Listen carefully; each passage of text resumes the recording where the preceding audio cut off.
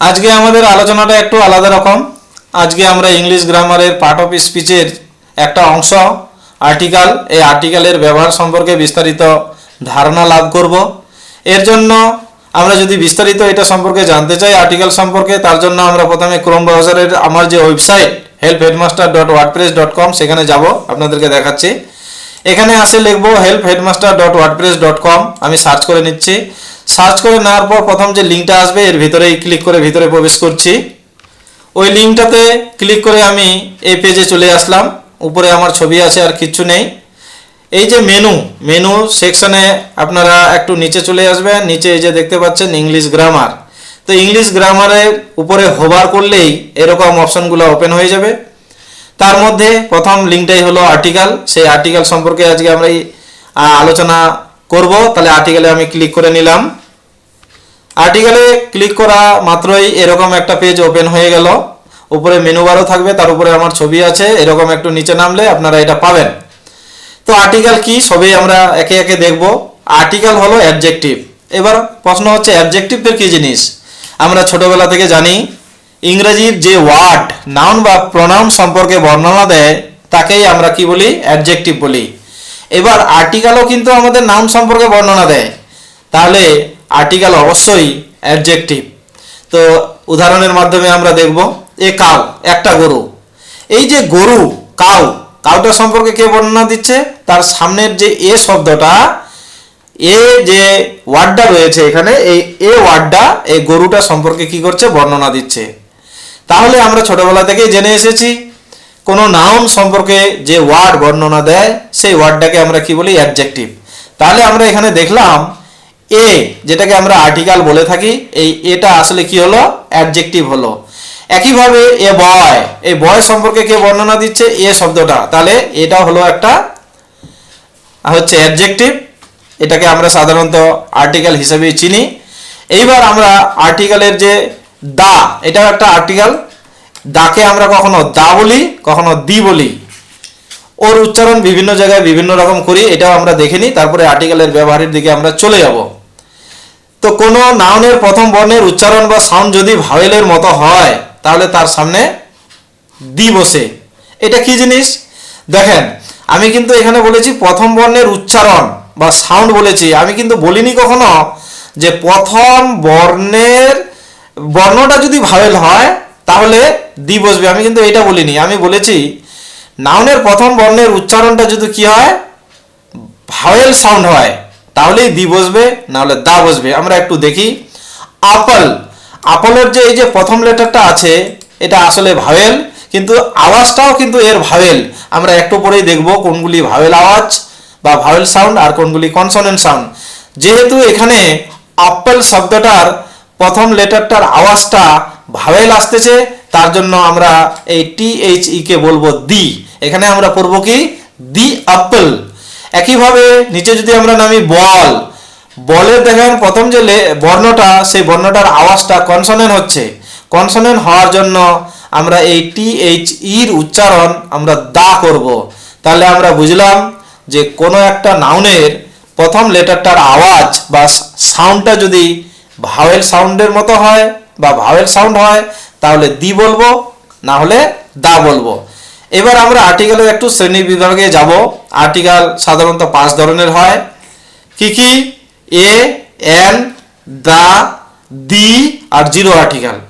মানে zero article কি? এগুলো তো আমরা জানলাম। এ জানলাম, এন জানলাম, দা জানলাম, দি জানলাম। জিরোটা কি? যেখানে কোনো আর্টিকেলেই বসে না, ওইটাই হলো জিরো আর্টিকেল। তো এইবার আমরা আর্টিকেলের ব্যবহার যাব। আমরা ছোটবেলা থেকে আর্টিকেলের অনেক নিয়ম মুখস্থ করেছি, অনেক নিয়ম পড়েছি, কখনো ভুল নিয়ম শিখেছি। আজকে আমরা সঠিক নিয়ম একটু দেখব ট্রিক্সের মাধ্যমে। আপনাদের কিচ্ছু মুখস্থ করতে হবে না। তো আমি দেখেন প্রথম যে ট্রিক্স, সেটা কি? সাধারণত কোনো সিঙ্গুলার নাউনের প্রথম অক্ষরের উচ্চারণ ভাওয়েলের মতো না, ভাওয়েল সাউন্ডের মতো। এটা একটু ভুল লিখেছি, আমি এটা ঠিক করে নিচ্ছি। আমি সেটা ঠিক করে নিলাম। তাহলে কি বলছে? সাধারণ কোনো সিঙ্গুলার নাউন এর প্রথম অক্ষরের উচ্চারণ ভাওয়েল সাউন্ডের মতো হলে তার সামনে এন বসে, না হলে এ বসে। এইটাই আমাদের একটাই ট্রিক্স। এই ট্রিক্সের উপরে এ আর এন টোটাল কমপ্লিট হবে, আর অন্য কোনো ট্রিক্স আমরা শিখবো না। তাহলে আমরা এবার ভাওয়েল সাউন্ড জিনিসটা কি সেটা আমরা এক নজরে দেখে নিব, তারপরে এগুলাতে আবার আমি আসতেছি।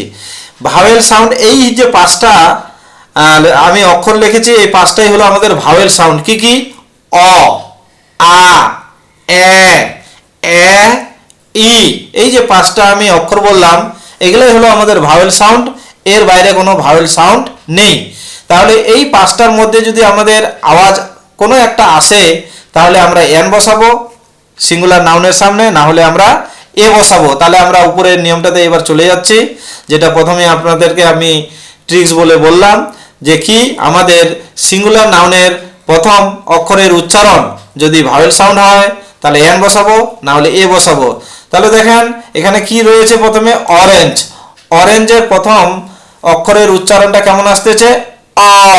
অর্থাৎ এই যে আমরা পাঁচটা এখানে ভাওয়েল হচ্ছে লেটার লিখে রেখেছি, ভাওয়েল আওয়াজ লিখে রেখেছি, এই পাঁচটার এই প্রথমটাই আসতেছে অ, এইটা আসতেছে।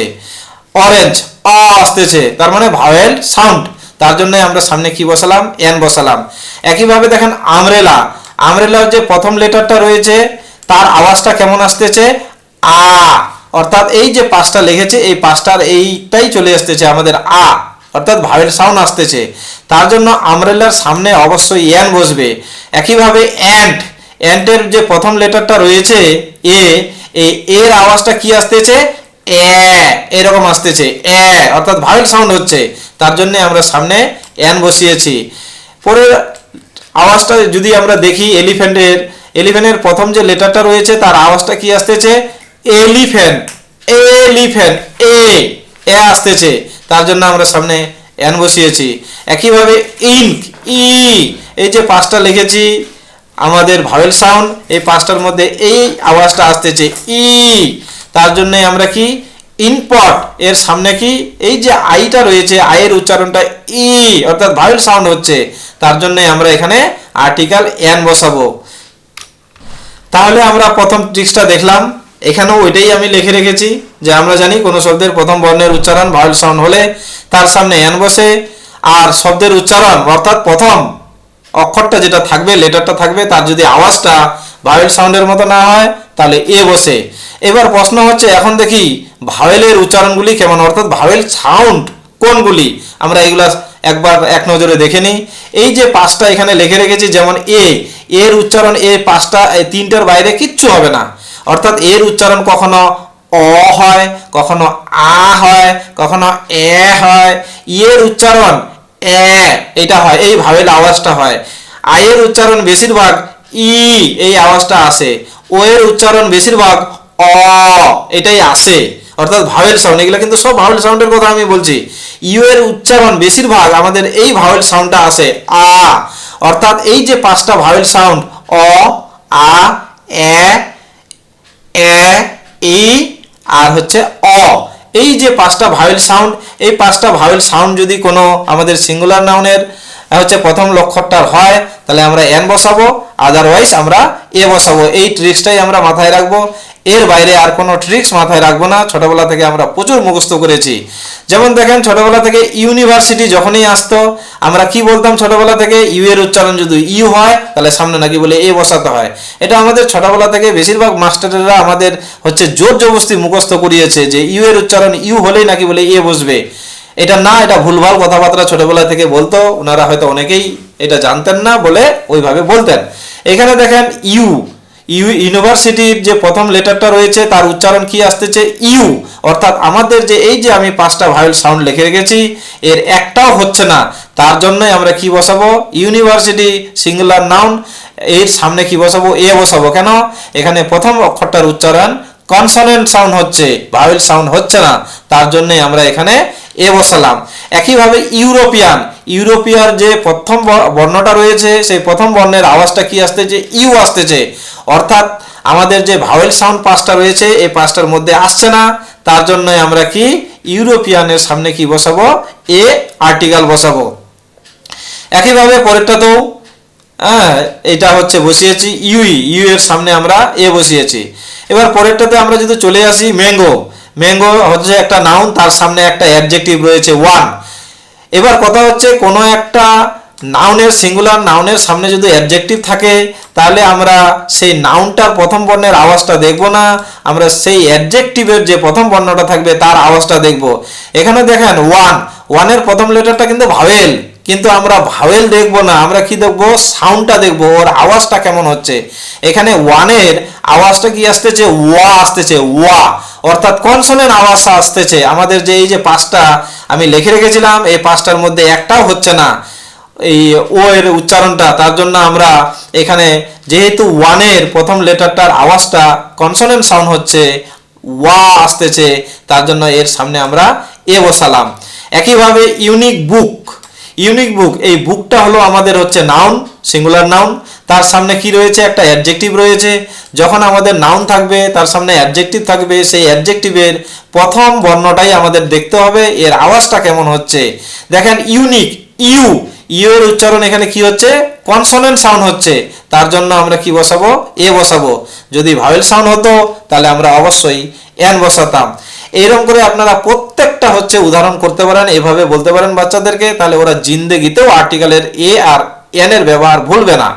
একইভাবে দেখেন আমরা কিছুক্ষণ আগে যখন শুধু আমরেলা ছিল তার সামনে এন বসাইছিলাম, কিন্তু আমরেলা কেন, আমরেলার প্রথম বর্ণর উচ্চারণ আ আসতেছিল, তার জন্য উপরে আমরা এখানে দেখেন এই যে আমরেলার প্রথমে কি বসিয়েছি, এন বসিয়েছি, কিন্তু নিচে এখানে আবার কিন্তু আমি আমরেলা লিখেছি আমরেলা আছে, কিন্তু তার সামনে আমি আর একটা বর্ণ বসিয়ে দিয়েছি, ওয়ার্ড বসিয়ে দিয়েছি, যে ওয়ার্ডটা হলো বিউটিফুল, অর্থাৎ এটা নিজেই একটা অ্যাডজেক্টিভ।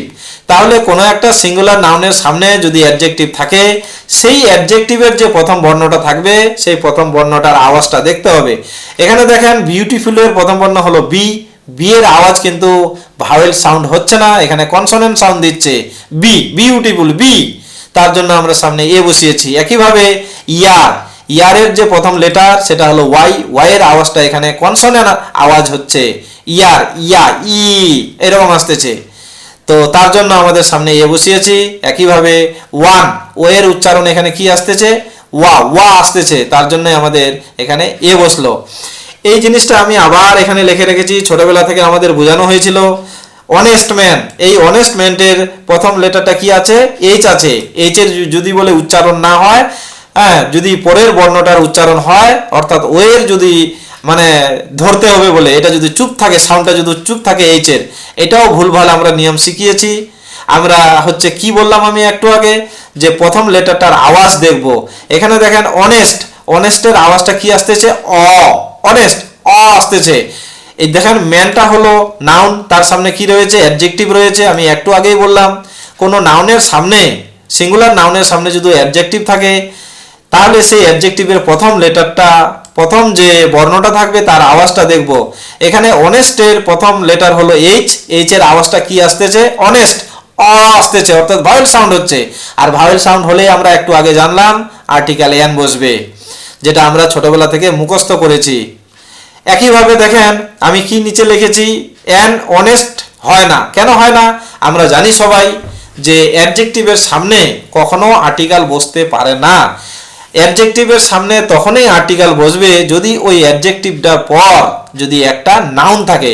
উপরে দেখেন এই অনেস্ট, এই যে অ্যাডজেক্টিভটা ছিল তারপরে কি ছিল, একটা নাউন ছিল, সিঙ্গুলার নাউন ছিল, তার জন্যই কিন্তু আমরা এখানে সামনে একটা আর্টিকেল বসিয়েছি। এখানে অনেস্টটা হলো অ্যাডজেক্টিভ, সেই অনেস্টের পর কোনো নাউন নেই, তার জন্যই আমরা এন এই হচ্ছে আর্টিকেলটা বসাতেই পারবো না। অর্থাৎ আমি যেটা বলতে চাইছি, যদি কোনো অ্যাডজেক্টিভের পর সিঙ্গুলার নাউন না থাকে তাহলে তার সামনে কোনোভাবেই আর্টিকেল বসবে না। তাহলে আর একটু যদি আমরা নিচে নামি, এই যে পার্সন হলো একটা নাউন, সিঙ্গুলার নাউন, তার সামনে কি রয়েছে, অনারেবল, মানে অনারেবল পার্সন, সম্মানীয় ব্যক্তি। তাহলে এই যে পার্সনটা তাকে আমাদের কোয়ালিফাই করছে অনারেবল শব্দটা, তাহলে অনারেবল শব্দটা অবশ্যই অ্যাডজেক্টিভ। তো এই অ্যাডজেক্টিভের সামনে তখনই আর্টিকেল বসবে যদি অ্যাডজেক্টিভটার পরে নাউন থাকে। যেহেতু এখানে নাউন রয়েছে তার জন্য আমরা সামনে কি বসিয়েছি, একটা আর্টিকেল বসিয়েছি। এবার অনারেবলের যে প্রথম লেটারটা রয়েছে সেটা কি রয়েছে, এইচ রয়েছে, সেই এইচ এর আওয়াজটা কেমন আসতেছে, আসতেছে, অনারেবল অর, মানে এটা হলো ভাওয়েল সাউন্ড, তার জন্য আমরা সামনে এন বসিয়েছি। একইভাবে যদি আমরা পরে নিচে নামি, হর্স এইচ এর আওয়াজটা এখানে কনসোনেন্ট সাউন্ড দিচ্ছে, তার জন্য আমরা সামনে এ বসালাম। পরেরটাতে আমরা দেখি ওমেন, ডাব্লিউ এর আওয়াজটা এখানে অ আসতেছে, ওমেন, ও ওমেন, অ, তার জন্য আমরা সামনে আর্টিকেল হিসাবে এন বসিয়েছি। নিচেরটাতে কি এ হর্স, কেন হর্সের যে লেটার হচ্ছে ওয়ার্ডটা রয়েছে তার যে প্রথম লেটারটা রয়েছে সেটা হলো কনসোনেন্ট আওয়াজ দিচ্ছে বা কনসোনেন্ট সাউন্ড দিচ্ছে, তার জন্যই আমরা তো জানি কনসোনেন্ট সাউন্ড যদি হয় প্রথম লেটারটা তাহলে তার সামনে এ বসে, তার জন্যই আমরা এ বসিয়েছি। একইভাবে দেখেন এখানে কি বলেছে, কোনো সংক্ষিপ্ত নাম বা শব্দ উচ্চারণ করতে গিয়ে প্রথমে যদি ভাওয়েল সাউন্ড চলে আসে তাহলে সেই নাম বা শব্দের পূর্বে এন বসে। একটু আমরা এটা ব্যাখ্যা করি। দেখেন নিচে কি লিখেছি আমি, এম এ। তো এম এর প্রথম লেটারটা কি রয়েছে, এম রয়েছে। এম এর আওয়াজটা কি আসতেছে, এম এ, এ আসতেছে প্রথমে, এম এ, এ মে, এ, অর্থাৎ ভাওয়েল সাউন্ড দিচ্ছে, তার জন্য আমি সামনে এন বসিয়েছি।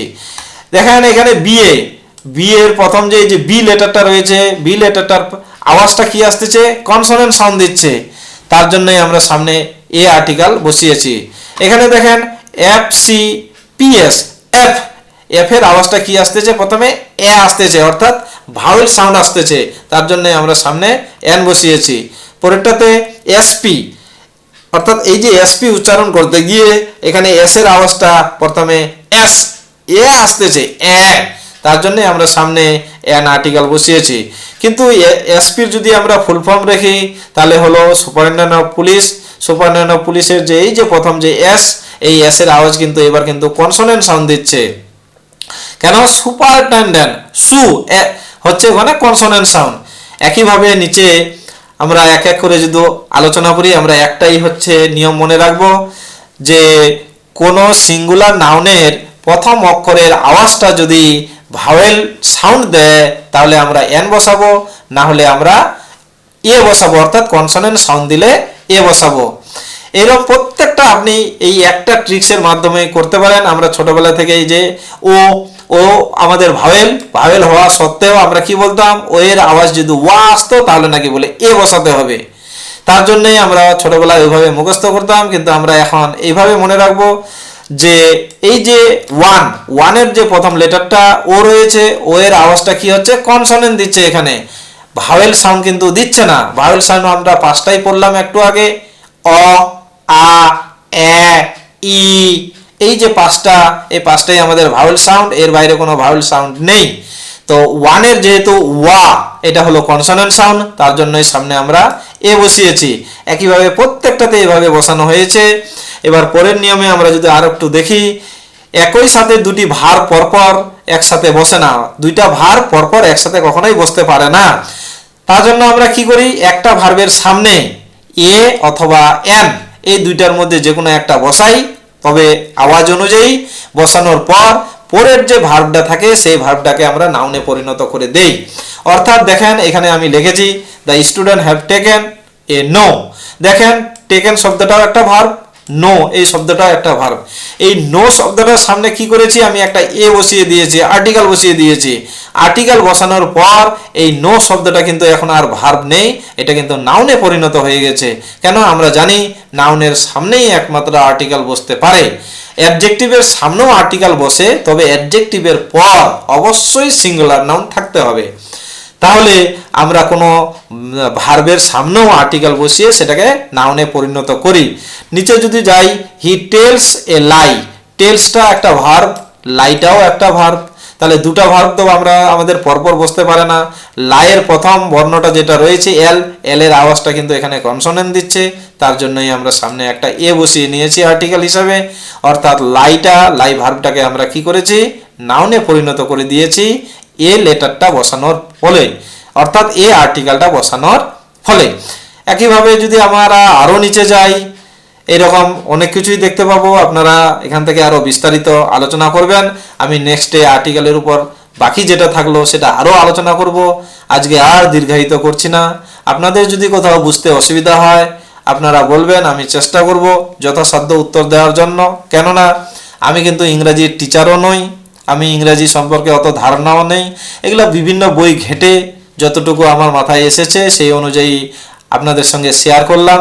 যদি ভালো লাগে তো হচ্ছে চ্যানেলটাতে লেগে থাকুন। আর ভুল ভ্রান্তি হলে ক্ষমা করবেন। আজ এ পর্যন্তই, ধন্যবাদ। নেক্সটে আমরা সেকেন্ড পার্ট নিয়ে আবার হাজির হব। ধন্যবাদ।